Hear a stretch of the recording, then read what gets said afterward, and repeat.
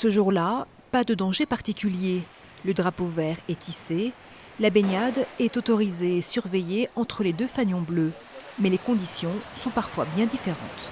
On est allé quelques fois chercher des gens à l'eau qui n'arrivaient pas à revenir, ou même simplement des gens qui vont un peu plus loin et on a un doute en fait. Pour prévenir le risque de noyade, 10 bouées comme celle-ci sont mises à la disposition des nageurs au poste de secours. Une fois gonflées, elles s'attachent à la taille sans entraver les mouvements. Donc celle-ci est munie d'un sifflet qui permettra en cas de problématique de pouvoir déjà s'appuyer dessus puisqu'il s'agit d'un point dur sur l'eau, puisque c'est flottable.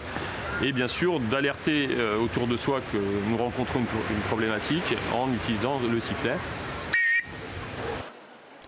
Le dispositif est testé sur 90 plages et lacs en France jusqu'à la fin du mois d'août. En effet, ça maintient bien et ça permet de se sentir plus sécurisé si on veut sortir un peu plus loin. Ouais. Depuis le 1er juin, 131 personnes sont décédées des suites d'une noyade en France, 7 dans les Pays de la Loire. Dû au contexte sanitaire que nous connaissons tous depuis quelques mois, les gens des fois vont se surestimer physiquement. Il y a eu aussi les périodes de confinement où on n'avait pas accès à l'eau. Donc par le fait, les gens vont se lâcher et vont vouloir aller nager sans prendre en considération l'état de la mer, le vent. 9 sauveteurs assurent la sécurité des plages de Bas-sur-Mer.